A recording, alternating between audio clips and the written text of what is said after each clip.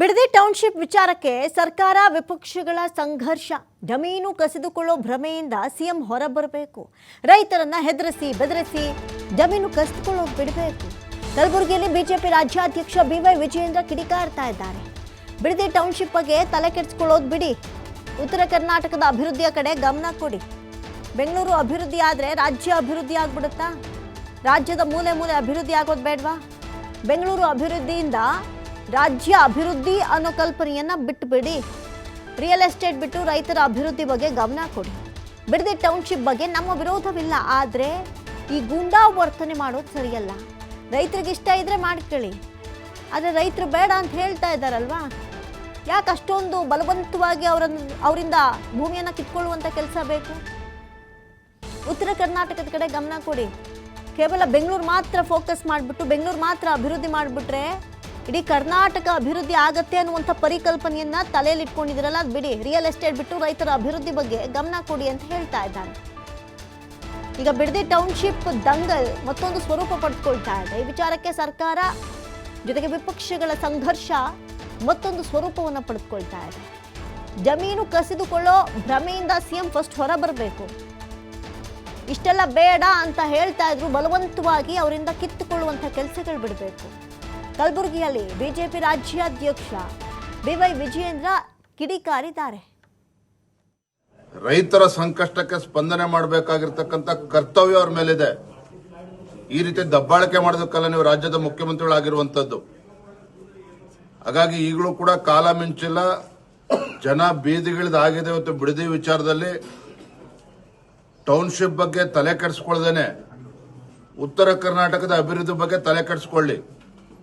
ಇಲ್ಲಿ ಬಂದು ಫೋಟೋ ಹೊಡಿಸ್ಕೊಂಡು ಲಿಂಗು ಕೈಯಲ್ಲಿ ಹಿಡ್ಕೊಂಡು ಶಿವಪೂಜೆ ಮಾಡಿ ಇವೆಲ್ಲ ಕಪಟ ನಾಟಕವನ್ನ ಬದಿಗಿಟ್ಟು ಕಲ್ಯಾಣ ಕರ್ನಾಟಕ ಆಗಲಿ ಕಿತ್ತೂರು ಕರ್ನಾಟಕದ ಬಗ್ಗೆ ತಲೆ ಕೆಡಿಸ್ಕೊಳ್ಳಿ, ರೈತರ ಬಗ್ಗೆ ತಲೆ ಕೆಡಿಸ್ಕೊಳ್ಳಿ.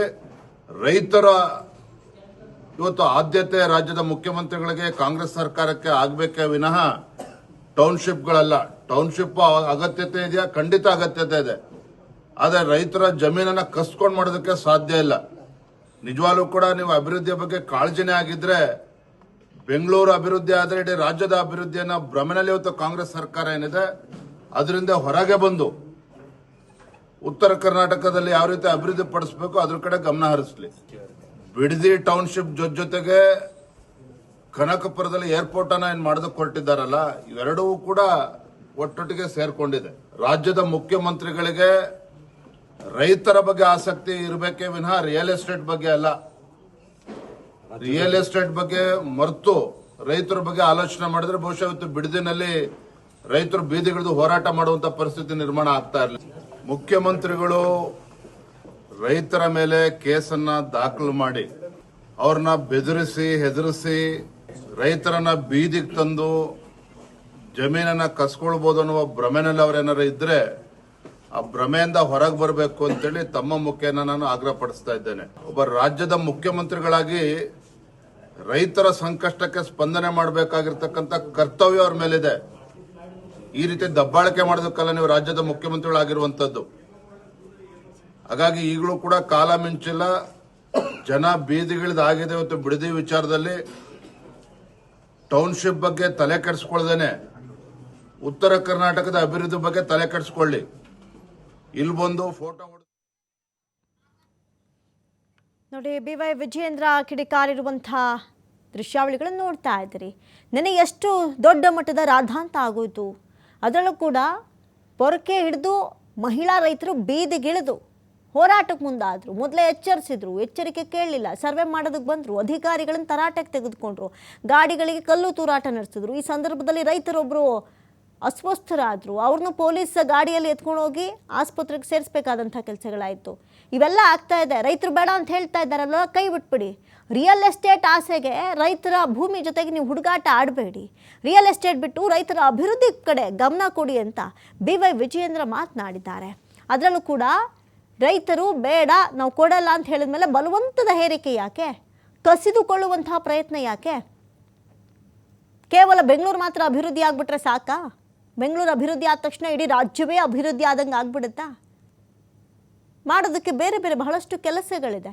ರೈತರ ಅಭಿವೃದ್ಧಿಗಾಗಿ ತಲೆ ಕೆಡಿಸ್ಕೊಳ್ಳಿ. ರಿಯಲ್ ಎಸ್ಟೇಟ್ ಬಗ್ಗೆನೇ ತಲೆ ಕೆಡಿಸ್ಕೊಬೇಡಿ.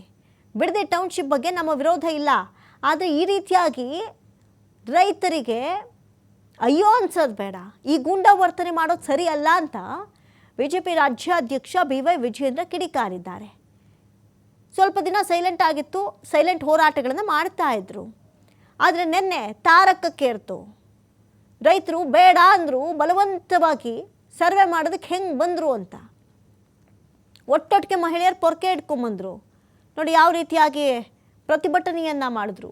ಪೊಲೀಸರು ಸ್ಥಳದಲ್ಲೇ ಇದ್ದರೂ ಕೂಡ ಅವರನ್ನು ತಡೆ ಹಿಡಿಯೋದಷ್ಟು ಈಸಿ ಆಗಿರಲಿಲ್ಲ. ರೂಲ್ಸ್ ಮಾಡೋದು ಯಾರು? ಅಧಿಕಾರಿಗಳಿಗೆ ಹೋಗ್ಬೇಕಾಗಿರೋದು ಅನಿವಾರ್ಯ. ಹೋದವರು ಪೊರಕೆ ಏಟು ತಿಂದು ಬಂದರು.